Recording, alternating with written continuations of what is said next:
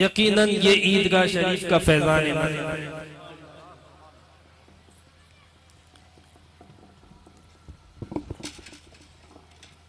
हजरत यूसुफ अलैहिस्सलाम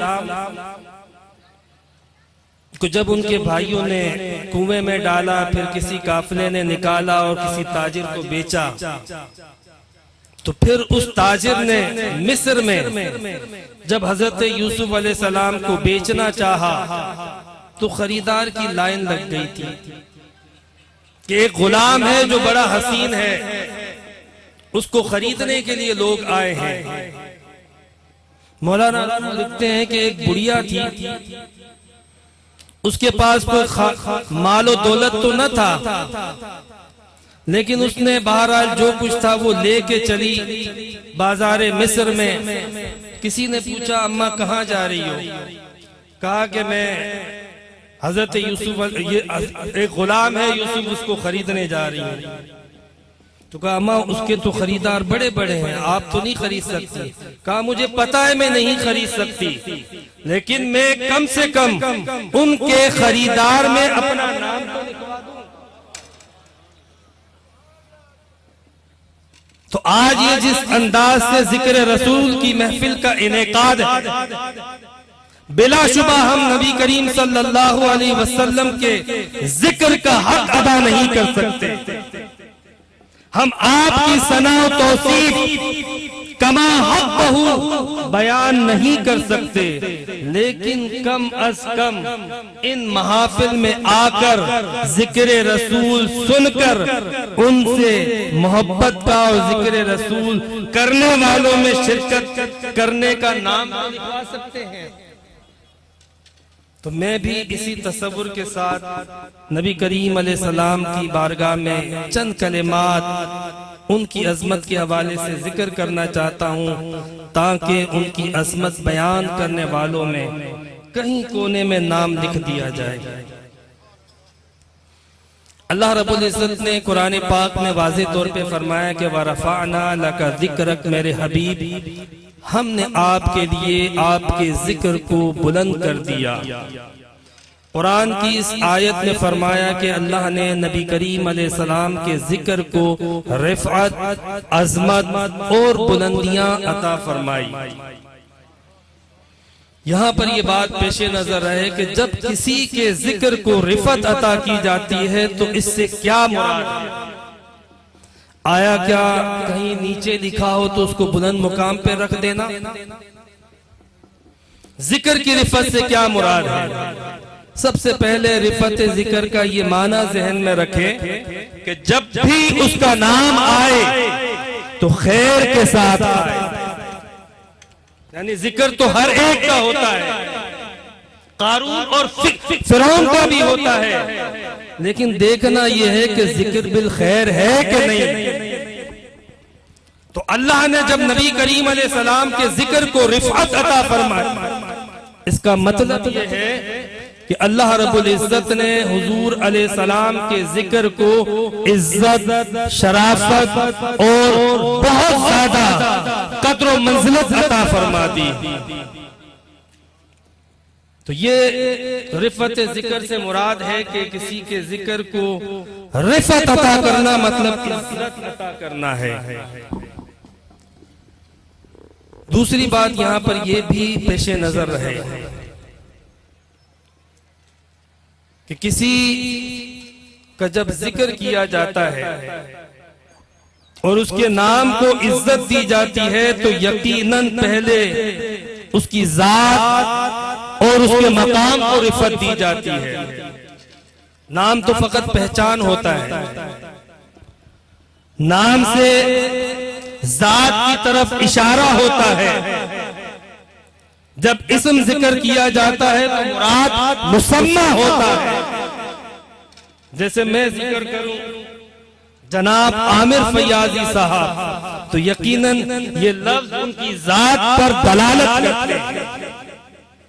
तो जब अल्लाह ने फरमाया मेरे हबीब हमने आपके जिक्र को, आपके नाम को रिफ़अत और अज़मत अता फरमाई, इसका मतलब ये हुआ मेरे हबीब हमने आपके वजूद को, अता फरमाई। तो हकीकत में नाम की रिफत उस हस्ती और उस जात की अजमत की तरफ इशारा होता है। तो इस आयत में भी अल्लाह रब्बुल इज्जत ने नबी करीम सल्लल्लाहु अलैहि वसल्लम की जात को बेपनाह इज्जतें, अजमतें और रिफतें अता फरमाई कि हर जगह उन्हीं का चर्चा, उन्हीं का जिक्र और उन्हीं का नामे नामी आता रहेगा। एक और बात यहाँ पर बुनियादी तौर पे पेश नजर रखी जाए कि जब किसी के नाम को इज्जत दी जाती है, किसी को बड़ा तस्वुर किया जाता है, दो तरह के बड़े लोग होते हैं।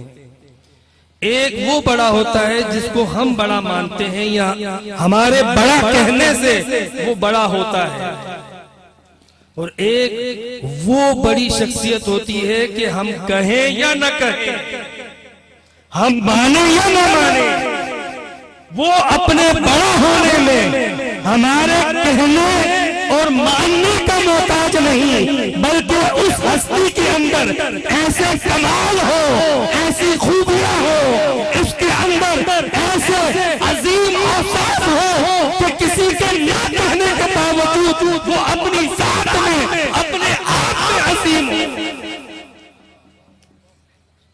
तो दो तरह के बड़े लोग होते हैं।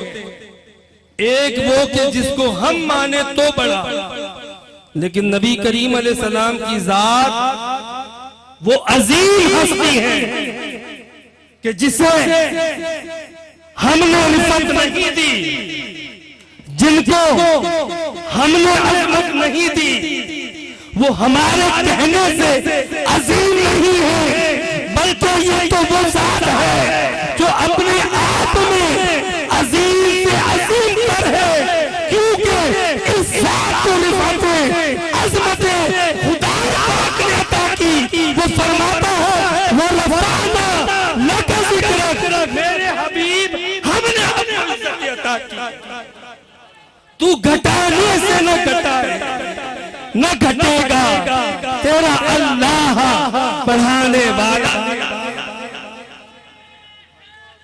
या रसूल अल्लाह सल्लल्लाहु अलैहि वसल्लम।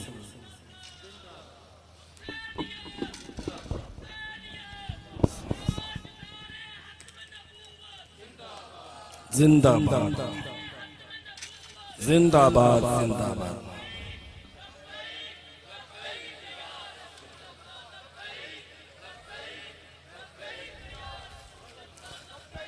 लब्बैक या रसूल अल्लाह सल्लल्लाहु अलैहि वसल्लम।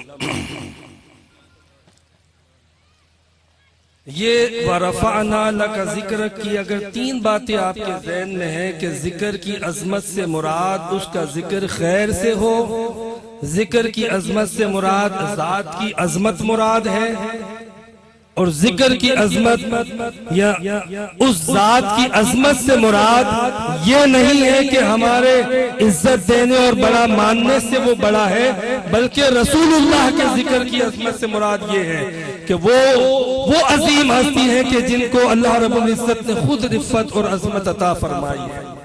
और जहां तक मोहताजगी की बात है तो मैं ये भी अर्ज करूं कि नबी करीम अलैहिस्सलाम का नाम खुद बताता है। हम किसी की अगर तारीफ करें तो उसकी तारीफ के लिए हमें कहना पड़ता है कि फला शख्स जो है वो बड़ा बाकमाल है, उसके ये कारनामे। किसी की भी तारीफ करते हैं तो उसके कमाल को जिक्र किया जाता है, किसी की भी जब बड़ाई बयान की जाती है तो उसके कारनामे पेश किए जाते हैं कि फला शख्स इसलिए बाकमाल है कि उसका ये कमाल है, उसका ये कारनामा है। बिलाशुबा नबी करीम अलैहिस्सलाम के कमालात बेशुमार, बिलाशुबा नबी करीम अलैहिस्सलाम के एहसानात पूरी इंसानियत पर, लेकिन हुजूर की तारीफ के लिए फकत लफ्ज़ मोहम्मद काफी है कि ये माना खुद कहता है मोहम्मद की जात वो है कि जो कसीर तारीफ के लायक।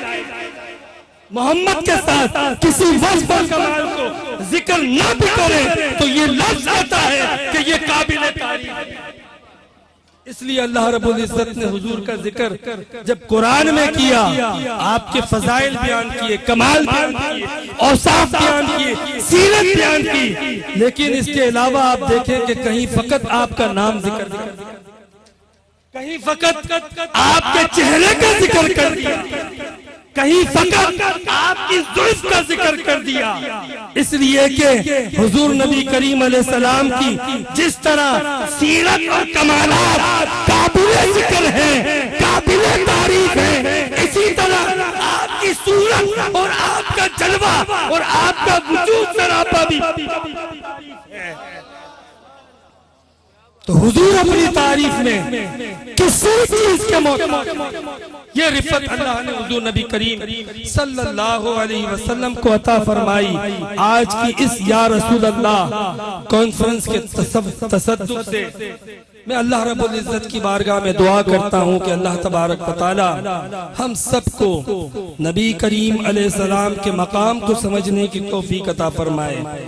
अल्लाह रब्बुल इज्जत हम सबको नबी करीम सल्लल्लाहु अलैहि वसल्लम की ताज़ीम और मोहब्बत की तौफीक अता फरमाए और अल्लाह रब्बुल इज्जत हम सबको रसूलुल्लाह सल्लल्लाहु अलैहि वसल्लम का सच्चा उम्मती बनाए, सच्चा उम्मती कि उनकी मोहब्बत भी हो, उनकी तालीमात भी हो। व आखिरु दावाना अनिल हम्दुलिल्लाह।